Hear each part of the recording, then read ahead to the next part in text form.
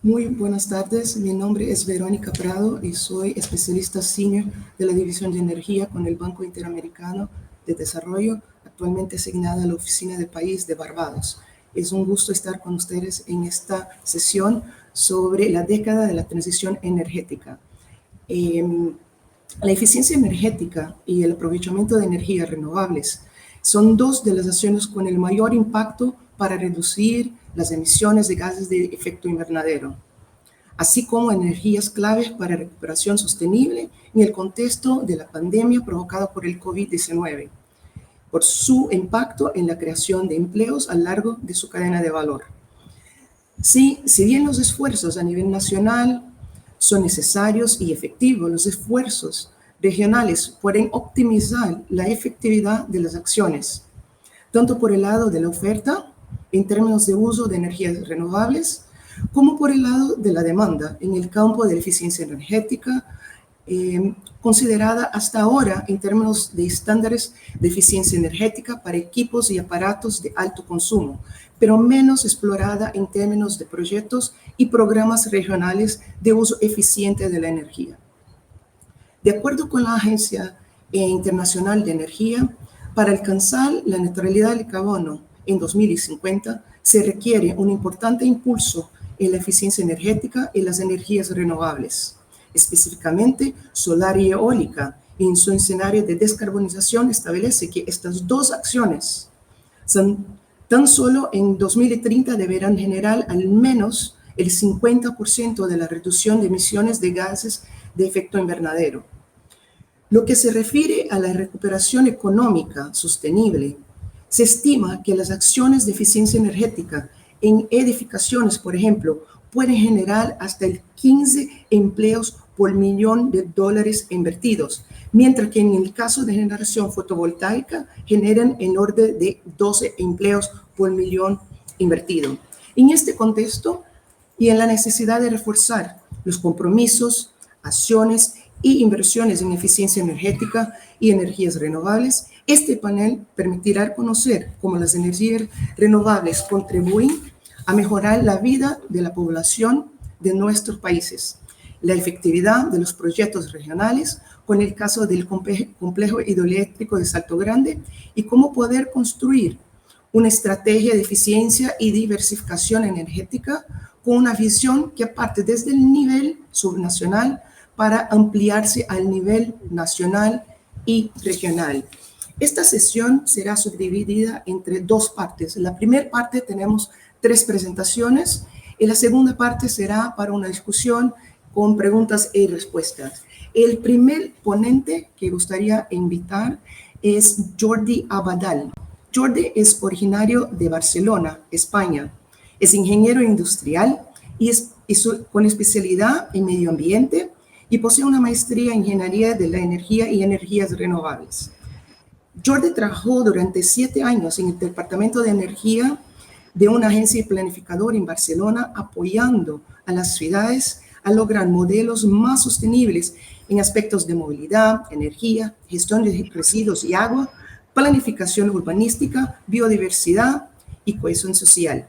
Actualmente reside en Surinam, trabajando como especialista en la división de energía del banco y liderando proyectos relacionados con planificación y política energética, digitalización, infraestructura de transmisión y distribución, mide redes solares, energías renovables y eficiencia energética en Surinam.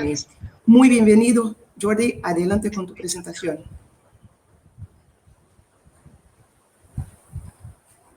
Muchas gracias, Verónica, y buenas tardes a todos y todas. Mi presentación voy a estar comentando el trabajo que estamos haciendo en el BID para la promoción de energías renovables. Creo que todos aquí estamos de acuerdo que la promoción de las renovables es fundamental para lograr los objetivos de descarbonización según los acuerdos de París, a la vez que nos permiten tener sistemas energéticos más resilientes y seguros y ofrecer otros beneficios de la sociedad, como energía más accesible o asequible o la creación de nuevos puestos de trabajo, como comentaba Verónica. Las energías renovables en la región se están desarrollando muy rápidamente, principalmente la solar y eólica, que han triplicado su contribución en el mix en la última década, Y esto es principalmente debido a la gran reducción de sus costes, ¿no? En los últimos 10 años, la energía solar redució un 82% su coste y la eólica un 50% su coste.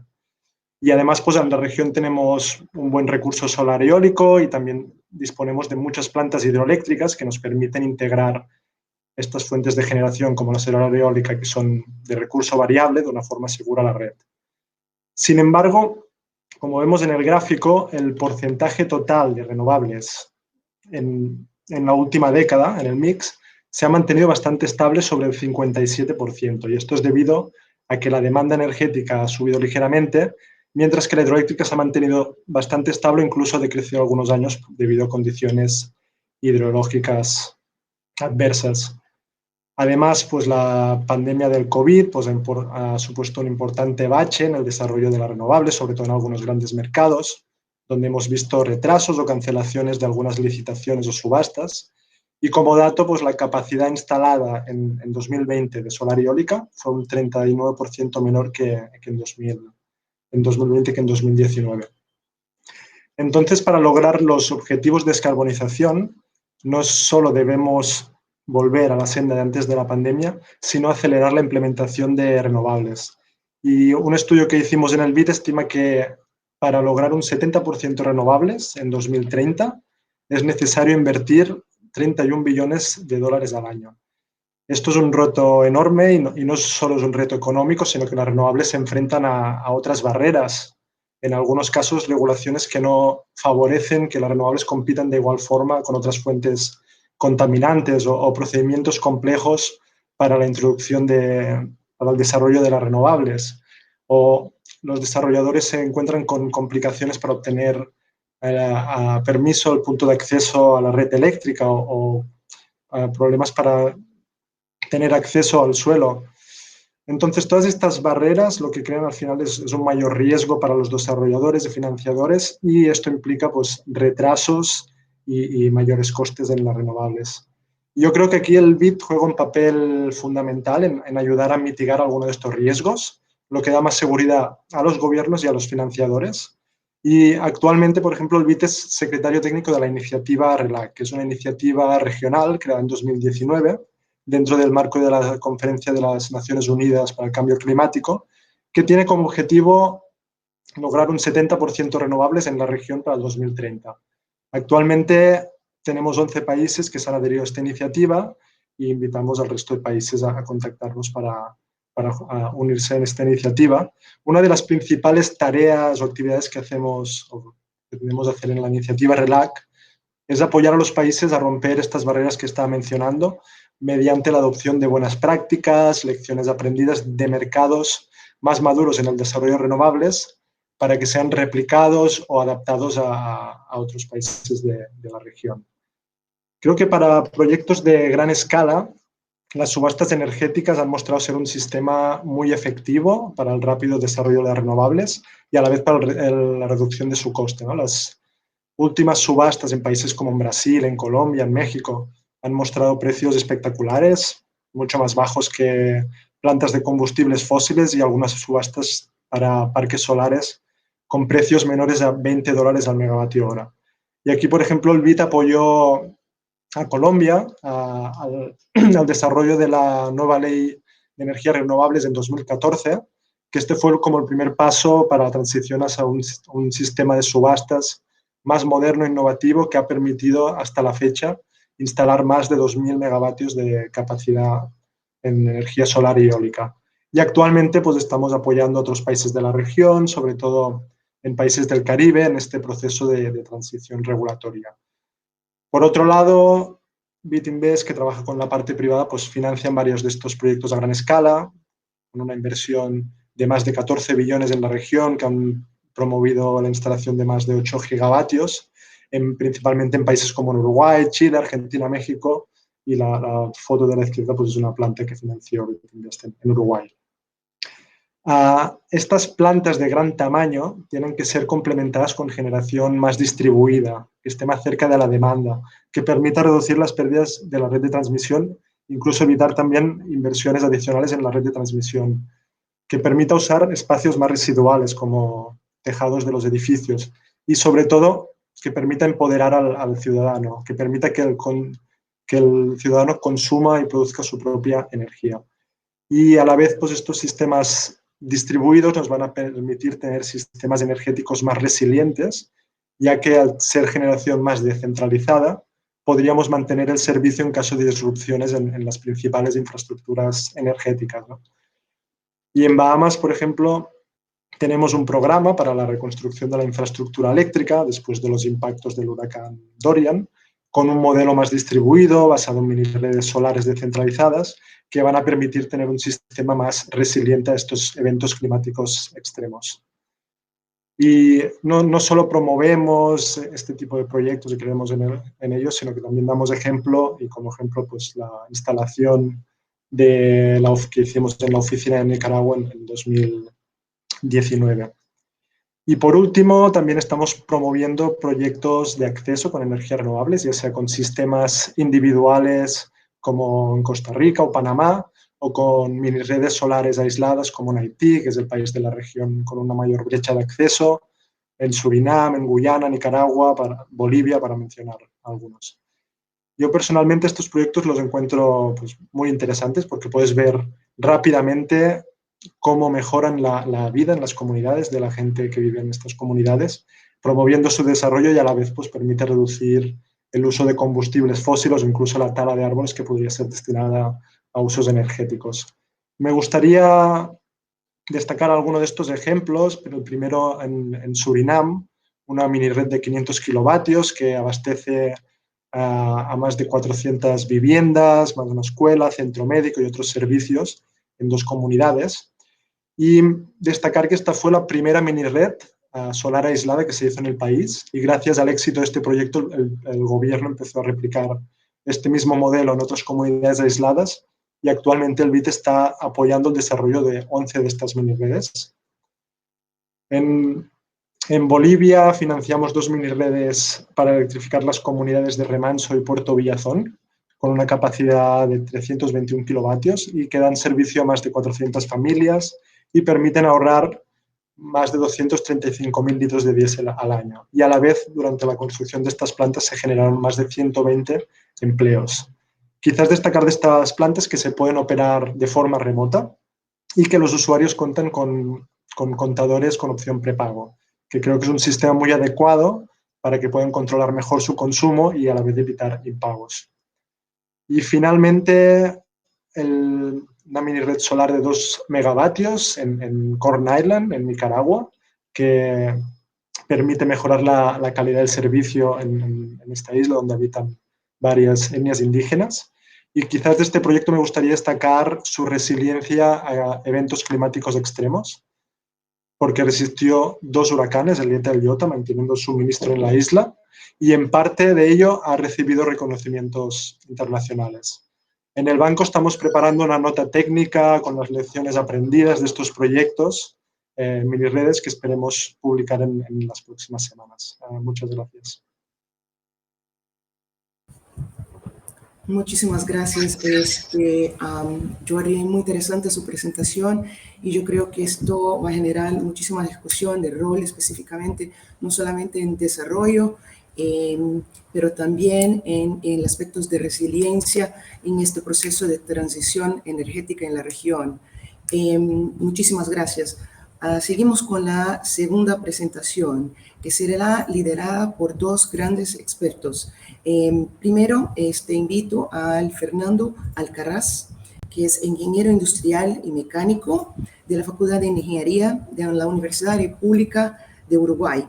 Entre 1994 y 2013 trabajó en la empresa estatal uruguaya de generación, transmisión y distribución de energía eléctrica. Fue jefe de control de obras mecánicas durante el proyecto de renovación de la central hidroeléctrica Rincón de Bonete de 1994 a 1998 y se encargó de gestionar y ejecutar varios proyectos y obras en 3 centrales hidroeléctricas de Río Negro entre 1998 y 2002. Fue jefe de la central hidroeléctrica de Bahía entre 2003 y 2013. Desde marzo de 2013 Trabaja con la Comisión Técnica Mixta de Salto Grande como gerente de Ingeniería y Planeamiento y desde octubre de 2015 como gerente general. Muy bienvenido. También me gustaría invitar a Daniel Persique, ingeniero industrial. Muy bienvenido, Daniel. También ingresada en la Universidad de Buenos Aires, en Argentina, y con postgrado en Administración de Mercados Eléctricos por el Instituto Tecnológico de Buenos Aires, en Argentina. Daniel ha trabajado desde 1996 en proyectos de hidroenergía, en empresas argentinas y en organismos binacionales. Fue delegado ante la Comisión Técnica Mixta de Salto Grande entre 1996 y 2000 y director técnico de la Comisión Mixta del Río Paraná entre 1998 y 2018.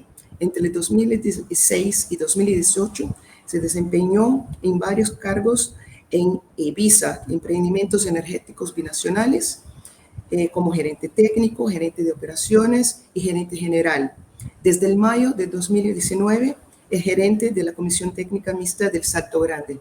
Muy bienvenidos, Daniel y Fernando, y adelante con la presentación. Muchas gracias. Vamos a compartir.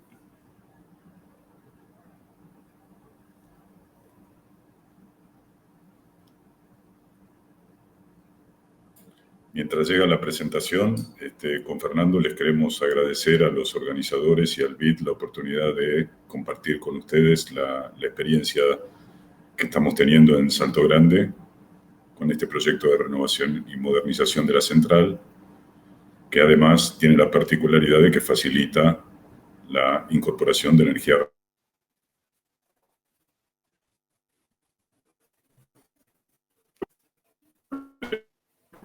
como datos de Salto Grande. Es un organismo binacional que crearon Argentina y Uruguay. Tiene una capacidad de generación de unos 1.900 megawatts, pero además tiene un anillo de interconexión de unos 350 kilómetros de líneas de 500 kilovolts con 4 subestaciones, una particularidad para una central hidroeléctrica. Nos vamos a detallar más adelante sobre la importancia de esto para la incorporación de renovables, pero además es un organismo que tiene un compromiso ambiental y que desempeña diversas otras actividades como la vinculación física. Tenemos un puente internacional que permite acceso vial y ferroviario. También tenemos mucho trabajo en gestión del agua con un sistema de información hidrológica que está incorporado a los sistemas de los países, y también con la gestión de crecidas que permiten mitigar las crecidas por un lado, pero por otro lado mitigar el impacto de temporadas muy secas, asegurando caudales mínimos. Además, tenemos mucho trabajo con la comunidad, con organismos educativos y con la academia. Y finalmente, el complejo hidroeléctrico se ha convertido en un organismo, en un atractivo turístico que visitan más de 100.000 personas por año. Aquí queremos dimensionar un poco la importancia estratégica que tiene el complejo de Salto Grande para Uruguay y Argentina. Es un complejo que tiene ya 42 años de la puesta en marcha. Ha trabajado más de 234.000 horas cada una de las unidades. En el último quinquenio ha abastecido el 36% de la demanda de Uruguay, el 3% de la demanda argentina. Es el principal regulador de frecuencia secundaria del sistema eléctrico interconectado uruguayo-argentino, donde más del 50% del tiempo, en general, está haciendo ese servicio secundario de la red eléctrica.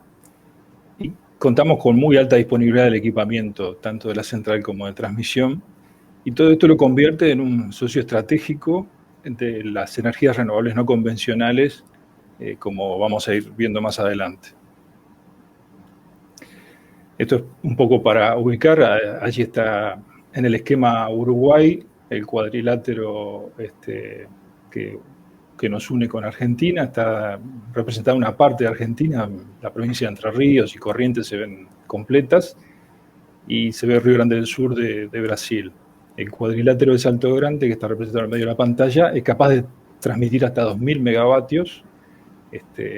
Es destacable la visión que tuvieron los proyectistas en los comienzos de los años 70, dimensionando una conexión entre los dos países tan robusta, de tanta capacidad, que para aquel momento era excesiva, pero que tenía una gran visión de futuro, y ha permitido intercambiar energía de oportunidad al menor costo entre los dos países. Y esto se ha complementado con una interconexión que tiene Uruguay con Brasil de 600 megavatios, que está en proceso de interconexión con nuestro cuadrilátero, como se ve en la línea punteada en zigzag en el medio de Uruguay, y una conversora de frecuencia de 2000 megavatios y una interconexión en Garabí entre Argentina y Brasil, lo que permite en toda la región hacer intercambios de oportunidad con la energía donde tenga el menor precio, donde sea más abundante en el momento.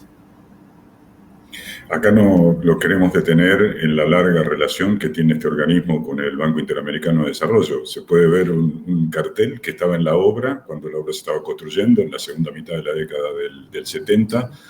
La primera turbina se inauguró, se puso en servicio en 1979. Bueno, queríamos tener la oportunidad porque la realidad es que muchos de los trabajos que se están retomando ahora en renovación y modernización de la central se están haciendo con el apoyo del BID.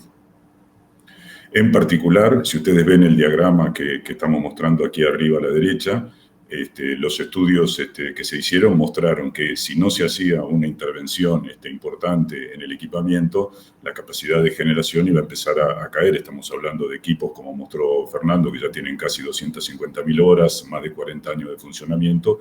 O sea que hay que hacer una intervención importante para mantener los niveles de confiabilidad que estamos teniendo actualmente.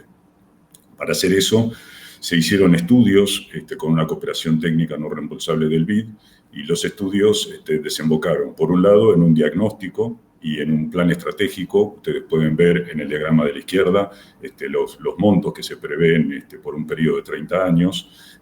Y eso es importante porque siendo intervenciones complejas, la intervención en una turbina o en un generador lleva un periodo largo, superior al año, y los requerimientos de los sistemas no permiten indisponibilidades muy grandes. Entonces hay que pensar en intervenciones máquina por máquina y por lo tanto planificar a muy largo plazo.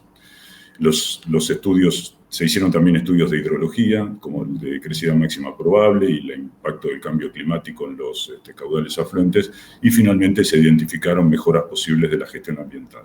Como resultado, tenemos un programa de trabajo que ya estamos desarrollando de ahora hasta el 2024 con financiamiento del BID por unos 80 millones de dólares, donde se hacen algunas intervenciones en algunos equipos y por otro lado se consolidan los estudios que nos van a permitir definir las características de las intervenciones siguientes, sobre todo en el caso de turbina y generador, y por eso ustedes ven que en la etapa 2 y la etapa 3 los montos son muy significativos y podrían llegar al orden de 900 millones de dólares, con lo que se completaría la modernización completa del equipamiento de generación y también del equipamiento de transmisión, subestaciones y líneas. Sí. Aquí vamos a pasar a mostrar la incorporación de renovables en los dos mercados. En el mercado uruguayo, lo va a mostrar Fernando en la que sigue, y en el mercado argentino. Lo que se puede ver aquí es la creciente presencia de energías renovables en el sistema argentino. Hemos pasado del 2017, donde las energías renovables tenían alrededor de un 2%, al 2020, donde ya tuvieron un 10%, y la proyección del 2021 ya está dando 12%. Y también mostramos un día no tan típico, porque fue el 28 de junio, que fue el día récord, un día muy, muy frío, y fue un día récord de consumo de energía eléctrica en invierno. Lo que se puede ver ahí es la presencia en la base de energía nuclear y energía térmica, pero después ustedes pueden ver cómo la energía hidroeléctrica va acompañando las fluctuaciones que va teniendo las renovables. Y ese es uno de los roles que tiene la energía hidroeléctrica de gran porte. En el caso uruguayo hay una diferencia importante, y es que la irrupción de las renovables no convencionales a partir del año 2014 ha sido muy importante. Se han incorporado más de 2.000 megavatios renovables en una matriz que tiene como pico 2.000 megavatios. La composición histórica de la generación en Uruguay era la de la figura central superior, una generación hidroeléctrica que depende de largos periodos secos o húmedos, que varían año a año, y cuando tocaba un año seco había que complementarlo con mucha generación térmica en un país que no tiene petróleo ni gas y tenía que importarlo. Y la demanda iba creciendo, entonces allí está representada la demanda 2010, donde en un año húmedo se cubría completamente con energía hidroeléctrica, pero en un año seco había que hacerlo prácticamente todo con importación de combustibles. pero ocurrió la incorporación de la energía eólica, biomasa y solar, las renovables no convencionales, y como se pone en el gráfico superior a la derecha, ellas tienen un comportamiento más constante en periodos largos de tiempo, entonces se complementan bien con la hidroeléctrica, y en un año seco como fue el 2020, que está señalado en rojo, si bien la composición hidráulica fue poca respecto a la demanda, entre la biomasa, la eólica y la solar prácticamente cubrieron todas las necesidades del año. En los años más húmedos hay excedentes, y eso permite comercializarlos en la región, a Brasil o Argentina, o incluso pensar en estrategias de acumulación en algún otro momento. Abajo se ve 3 días de este mes, del 23 al 26 de junio, es un ejemplo. La línea azul punteada es la demanda uruguaya, lo que está por arriba fueron exportaciones a Brasil en ese caso, y lo que está por abajo, en celeste es energía eólica, lo que está en rojo es energía hidroeléctrica de Salto Grande.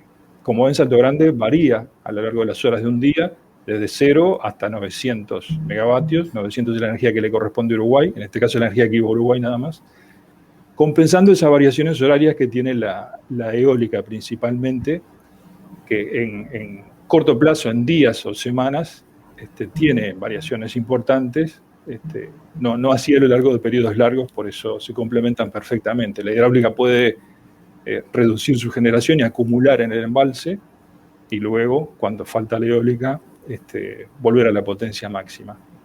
Esto, respecto a lo que aplica o afecta a Salto Grande, hace que tengamos más arranques y paradas, estemos más tiempo haciendo regulación secundaria de frecuencia, que implica variaciones de potencia con más frecuencia y excursiones de potencia más amplias.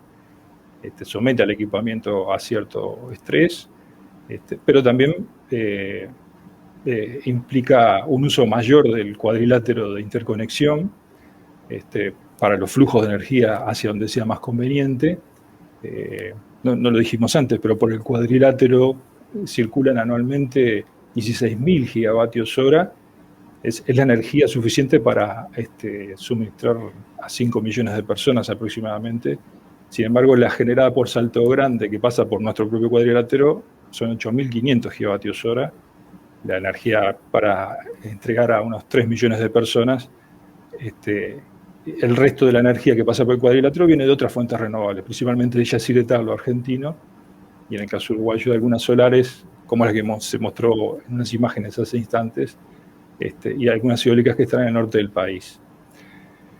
Y Salto Grande, además, en su lago permite acumular energía en los momentos que sobra, o incluso en una especie de cuenta corriente que tienen los países, aunque no esté físicamente en el lago, sino si uno toma un poco más semanalmente, se la devuelve al otro en periodos breves.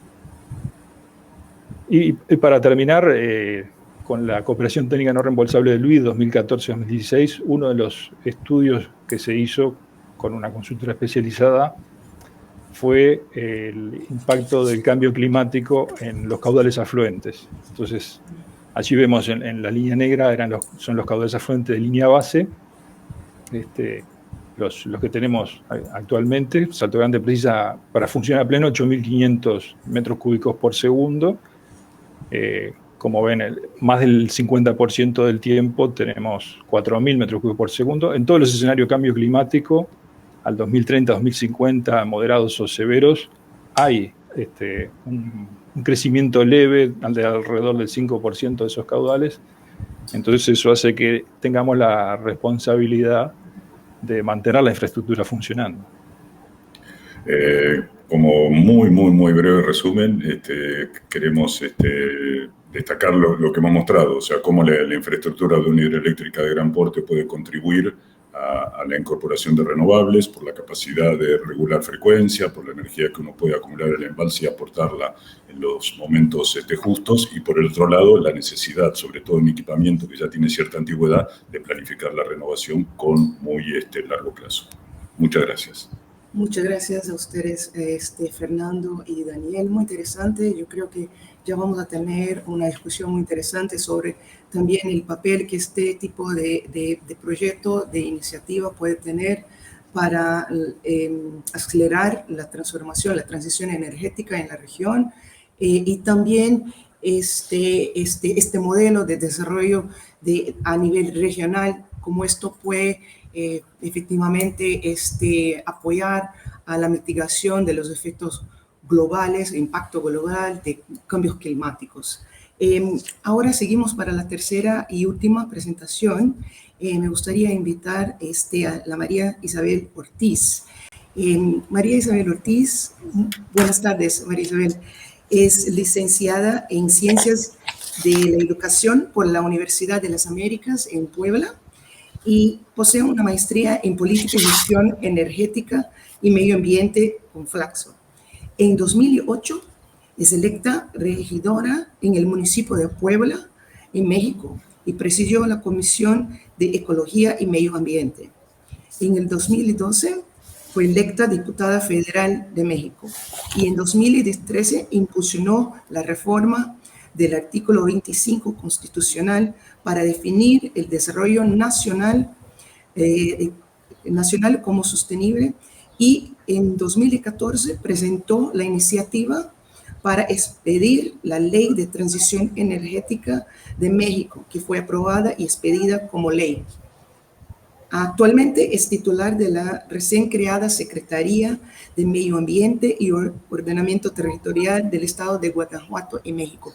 Muy bienvenida, y estamos muy interesantes en escuchar sobre tu perspectiva en el rol de la eficiencia energética, no solamente en México, pero en la región. Muy bienvenida, María. Muchas gracias, Verónica. Gracias por esta oportunidad. Agradezco al BID el que podamos, pues compartir un poco lo que los gobiernos subnacionales mexicanos hemos ido trabajando y sobre todo, pues también poder agradecer y compartir las experiencias que hemos tenido con ustedes. Me parece fundamental que después de la propia pandemia pudiéramos identificar como un área de oportunidad lo que ha estado sucediendo. En este sentido, pues el propio planeta nos habló, nos mostró claramente que hemos hecho un excesivo uso del mismo y, pues la propia pandemia fue un resultado de esto. Y de ahí que, pues también nos abre esta oportunidad de mostrar que hay que cambiar el paradigma. El cese de actividades económicas durante varios meses en varios de nuestros países nos permitió mostrarnos que podemos cambiar la perspectiva, que podamos verdaderamente ir retomando nuestras actividades, pero con un modelo distinto, un modelo que verdaderamente le apueste a tener actividades con un menor consumo de energía. Evidentemente, este menor consumo de energía nos ha estado mostrando que se pueden dar los mismos resultados, pero con modelos distintos. Y voy a poner un ejemplo concreto, el trabajo a distancia. Este tipo de modelos o de foros que antes a lo mejor estábamos acostumbrados a tenerlos de manera presencial, ahora nos permiten este tipo de plataformas poder compartir las experiencias que se han estado presentando en diversos países, además de reducir los traslados. Aquí, por ejemplo, en el estado de Guanajuato, que tenemos muchas ciudades medias, es muy común que vivamos en una ciudad y nos traslademos a otra. Yo vivo en la ciudad de León y trabajo en la capital, en Guanajuato capital, y nuestros traslados son muy largos y nuestra huella de carbono muy importante. Pues ahora podemos hacer uso de este tipo de plataformas y reducir evidentemente el consumo de energía. Este cambio de paradigma verdaderamente nos ha mostrado lo importante que es la eficiencia energética, lo importante que es y cómo tenemos que transformar nuestras visiones, cómo se abre una oportunidad, es decir, a ver, a esto estábamos acostumbrados, ahora, ¿cómo vamos a cambiar este modelo?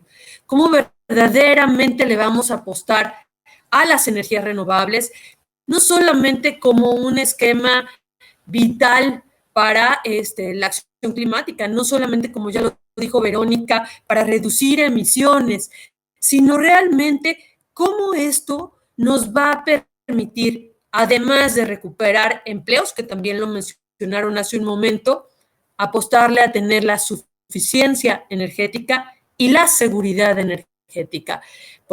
También retomando un poco la realidad de Guanajuato, tenemos en el estado 10,400 megawatts de potencial de energías renovables. De estos, 7,700 son de energía solar.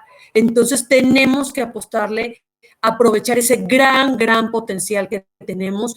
Estamos ubicados en el centro de México, justamente diríamos en el corazón de México, y tenemos un potencial, aunque ahorita está muy nublado, pero eso no es común, bueno, pues un potencial de energía solar muy importante, y por eso tenemos que apostar a transitar hacia todo esto. De igual forma, me parece muy importante enfatizar cómo somos los gobiernos subnacionales los que ahora tenemos que ir dando estos pasos, estos compromisos que se han hecho a nivel nacional. Evidentemente, pues tenemos que tener claro que las emisiones se generan en nuestros territorios de los gobiernos subnacionales y las soluciones también. Estos esfuerzos para verdaderamente hacer esta transición lo generamos nosotros. Y en el caso de Guanajuato, pues hemos retomado lo que la reforma energética mexicana nos ha ido planteando, nos abrió oportunidades para que seamos nosotros los que generemos estos compromisos. Y bueno, esta reforma también nos ha permitido que tengamos la oportunidad de fortalecernos institucionalmente. En la recién creada Secretaría de Medio Ambiente del Gobierno de Guanajuato tenemos ahora un área de una dirección de cambio climático y sustentabilidad energética, una subsecretaría, y estamos tomando como base la generación distribuida. La generación distribuida, estas pequeñas centrales eléctricas que queremos que se vayan desarrollando a lo largo de todo nuestro estado, tomando como base el artículo 68 de la Ley de la Industria Eléctrica Mexicana, que habla que la generación distribuida contará con acceso abierto y no indebidamente discriminatorio a las redes generales de distribución. Es decir, es impulsar que toda persona o institución pueda volverse un generador exento, no depender de la propia federación y por lo tanto, bueno, pues impulsar con las propias disposiciones administrativas que se estén dando estos esquemas en diferentes partes del estado. Y bueno, pues para ello nosotros tenemos muy claro que estos beneficios nos permitiría descongestionar la red.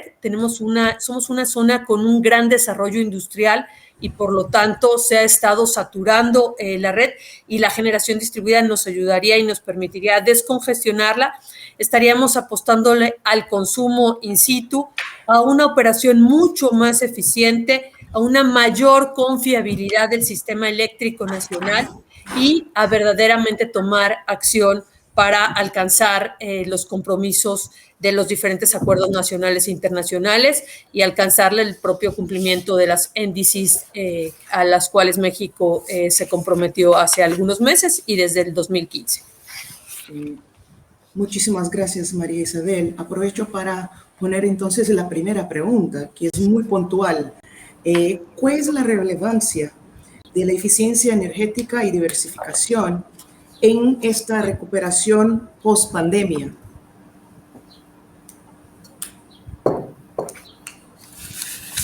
Esta pregunta, Verónica, ¿me la estarías haciendo a mí o al resto de los compañeros que también ya están en el... A ti, María Isabel. Quiero saber, quiero entender, quiero que nos comentes, porque yo creo que hay un gran potencial en eficiencia energética y que muchas veces no miramos tanto. Y me agradaría mucho si nos podías contar un poco desde tu perspectiva cómo ves el rol de eficiencia energética y diversificación en este contexto de recuperación de post-pandemia. Bueno, es un poco retomando lo que había yo mencionado. Evidentemente, la pandemia nos abre una oportunidad para cambiar el paradigma. Nos ha quedado claro que no necesitamos tanto consumo energético y podemos ir transformando nuestro modelo de desarrollo hacia un modelo mucho más eficiente y con un mayor uso de energías renovables. Nos queda claro que esto no solamente va a implicar un incremento en la generación de empleos, como se dijo hace un momento, Jordi lo mencionó claramente, ahí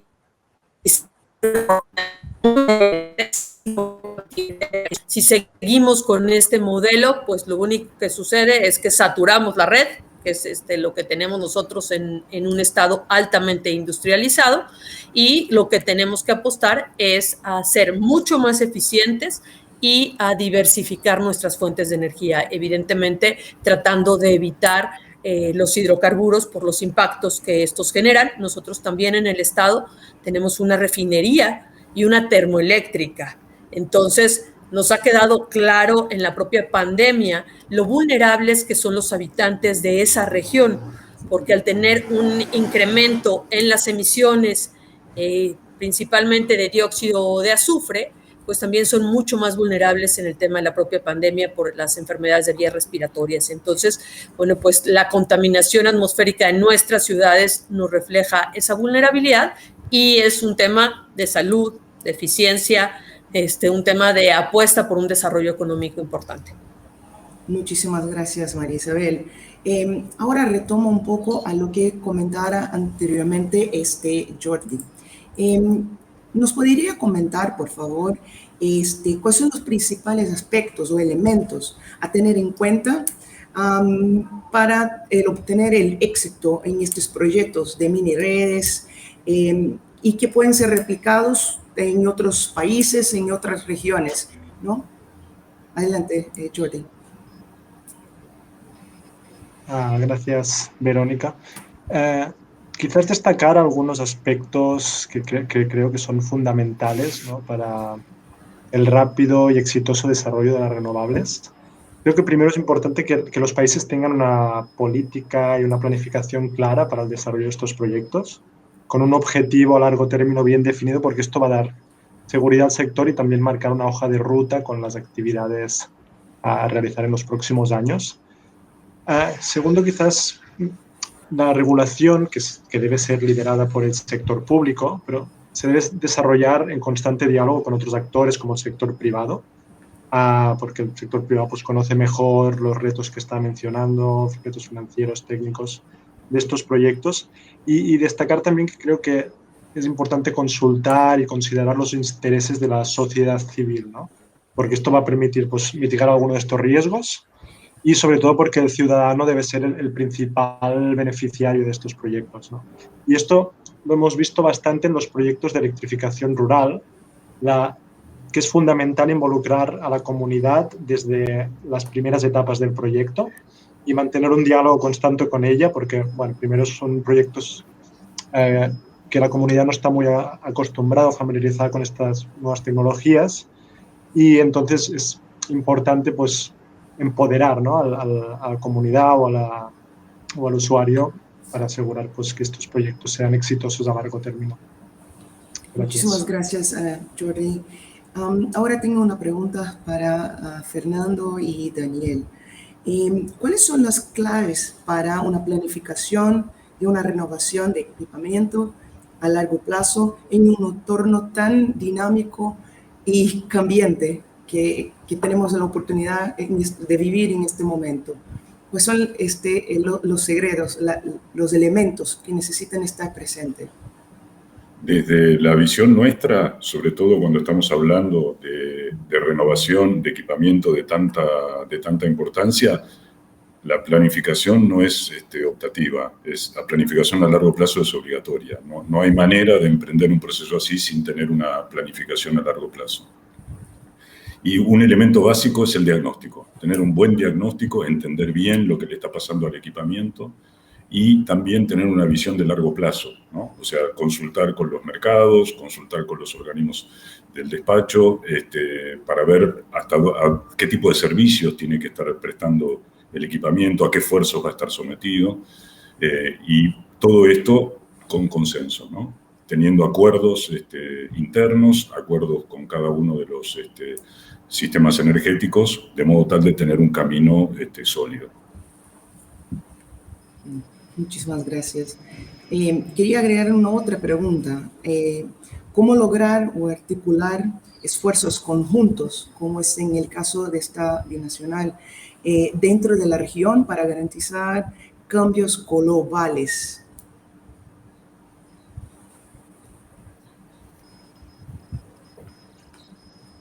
Si puedo aportar un par de ideas, lo primero que favor. muchas veces no se piensa es el tema de la infraestructura de intercambio, porque en general todos los países piensan en la capacidad de generación y no tanto en la capacidad de intercambio. O sea, la infraestructura tiene que facilitar el intercambio. El segundo punto, y Fernando dio alguna idea, el acuerdo entre los despachos, ¿no? Los organismos encargados del despacho tienen que tener una muy buena coordinación para permitir los intercambios, y después tiene que haber regulaciones flexibles en los países que no tienen por qué ser iguales, pero por lo menos tienen que permitir o facilitar los intercambios. No sé, Fernando, si... María Isabel, por favor. Yo creo que retomando lo que se acaba de mencionar, evidentemente algo que puede fortalecer a nivel región es poder adaptar la legislación. O sea, contar con una legislación lo suficientemente robusta que pueda impulsar a nivel región este cambio. Y bueno, pues ahí, como también lo acaban de decir, no tiene que ser igual para cada país, pero puede servir de base un modelo de legislación que se adapte, que se tropicalice y eso permita que, bueno, pues cada país atienda de manera particular. De igual forma, este tipo de experiencias o de eventos que agradecemos al BID nos permite conocer otros casos de éxito para poderlos adaptar y replicar, que yo creo que eso es algo muy, muy bueno. Estos acercamientos, estos momentos para ir conociendo y capacitándonos unos a otros para ir avanzando juntos. Muchísimas gracias, María Isabel. Aprovecho para hacer una segunda pregunta. ¿Cómo los organismos multilaterales y las agencias de cooperación bilateral han contribuido a la planeación de la eficiencia y diversificación energética, más específicamente en el estado de Guanajuato, de México, y cómo podemos seguir colaborando y contribuyendo? Yo sí quiero, bueno, agradecerle al BID de verdad todo el respaldo. Desde que se crea esta nueva secretaría ha sido fundamental el acompañamiento de la oficina en México, de José Antonio Urteaga, de verdad. Y bueno, para eso hemos tenido varias cooperaciones, no solamente con el BID, pero yo sí quisiera enfatizar primero, decíamos, a partir de esta legislación mexicana que fortalece la actuación de los gobiernos subnacionales, es que hemos generado el programa de diversificación y eficiencia energética como la médula de esta política pública estatal en pro de la sustentabilidad energética. Y para ello el Banco Interamericano de Desarrollo ha sido pilar, ha sido clave, y por eso, bueno, pues hemos determinado que este programa tenga como objetivo el coadyuvar en la seguridad energética, en la equidad energética, en el desarrollo sustentable del propio Estado, desde la visión económica, social y ambiental, y también vincular esto a la competitividad de la economía del Estado. Esto ha establecido, bueno, el propio programa está estableciendo metas a corto, a mediano, a largo plazo y va de la mano con nuestra política climática. Entonces, esto verdaderamente ha sido y está siendo clave para un Estado que, bueno, pues también es pilar de la economía mexicana y queremos ser desde aquí que podamos estar también contagiando, irradiando al resto de los estados mexicanos. Otro programa exitoso por parte, bueno, pues de la cooperación que hemos tenido con otras instituciones es nuestro programa de Escuelas por el Clima. Este programa lo empezamos trabajando con el instituto, bueno, el World Resource Institute México. Ellos nos ayudaron, participamos en un concurso entre 96 proyectos y fuimos electos entre los 7 ganadores. Tiene por objetivo reducir la huella de carbono de nuestras escuelas, evidentemente fortalecer la resiliencia de las mismas y lo que estamos haciendo ahora con el BID, vamos a empezar a diseñar una estrategia de escalamiento para poder llegar a una mayor cantidad de escuelas en el propio estado. Otra parte fundamental ha sido el impulso a la sustentabilidad energética en edificios públicos. Queremos sentar precedentes de cómo, como administración estatal, como gobierno subnacional, para nosotros es un tema prioritario esta parte de la apuesta a la sustentabilidad energética, a la eficiencia, a la diversificación. y por ello, bueno, pues también ahí con la cooperación alemana, con GIZ, fuimos ganadores del programa piloto para la cuantificación de los cobeneficios sociales, ambientales y económicos en este programa para instalar sistemas fotovoltaicos en nuestros edificios públicos. Y el BID ha sido clave en estos primeros pasos que estamos dando hacia la electromovilidad en el Estado. Tenemos en el Estado 5 armadoras. Entonces, bueno, pues es una industria automotriz muy importante y nos han ayudado a generar este primer proyecto de apuesta hacia la electromovilidad para generar la factibilidad técnica, económica, financiera, definición de rutas y esta apuesta a poder determinar alternativas de financiamiento hacia buses eléctricos. Y por último, otro ejemplo de nuestro modelo de cooperación internacional ha sido con Iniciativa Climática de México, para poder determinar la prefactibilidad en la cual cooperamos nosotros como gobierno estatal para generar un parque solar de 10 megas, que nos parece también prioritario, pero somos un estado abiertos a la cooperación internacional, conscientes que lo que hacemos aquí tiene una repercusión regional, global, y que queremos, bueno, pues ir sentando precedentes para el resto de los estados mexicanos y cumpliendo, bueno, pues los compromisos que como país tenemos en la parte que a nosotros nos corresponde. Muchas gracias. A ti, muchísimas gracias, María Isabel. Yo creo que tenemos tiempo para una última pregunta y quiero ponerte a ti, Daniel y Fernando. Esta es una pregunta muy importante. ¿Cuáles son los desafíos para Salto Grande en un escenario de mayor penetración de renovables, especialmente, obviamente, las intermitentes? ¿Nos podría comentar de manera rápida, por favor? Los desafíos son seguir disponibles, básicamente. Salto Grande ya tiene 42 años, ha demostrado ser un buen complemento de las renovables, como mostramos.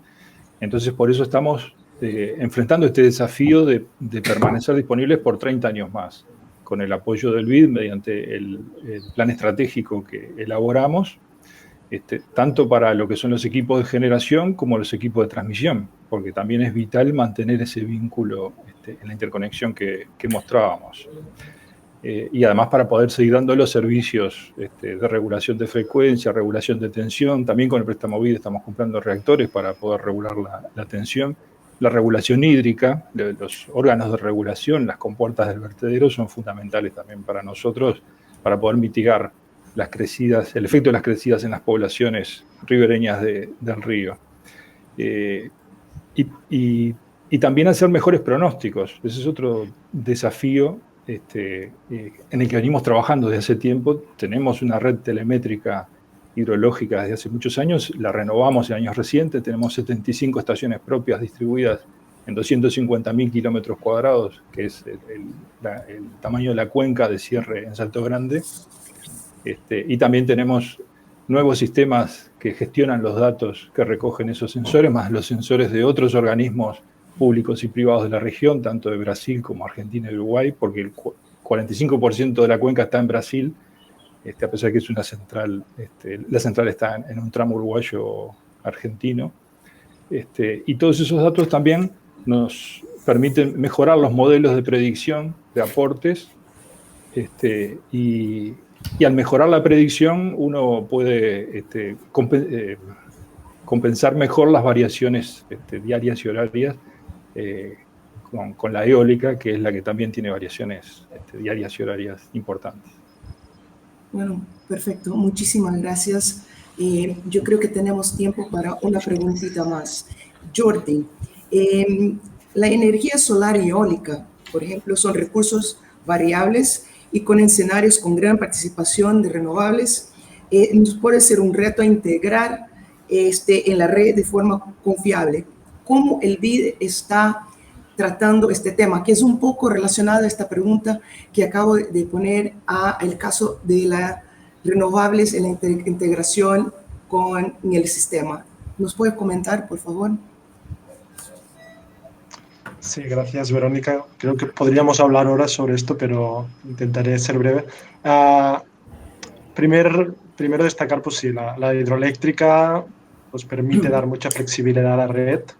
En el BID, por ejemplo, estamos apoyando o mirando cómo modernizar alguna de las plantas hidroeléctricas para añadir un nivel más de flexibilidad, como en el caso de Salto Grande. En algunas pues puede ser factible también convertirlas a centrales de bombeo, ¿no? Que permitan pues bombear agua cuando tenemos excedentes en la red. Yo creo que también desde el punto de vista de regulación también puede apoyar a dar esta flexibilidad a la red. Pues la regulación puede ofrecer remuneraciones adecuadas para servicios auxiliares de la red, como control de rampas o regulación de frecuencia.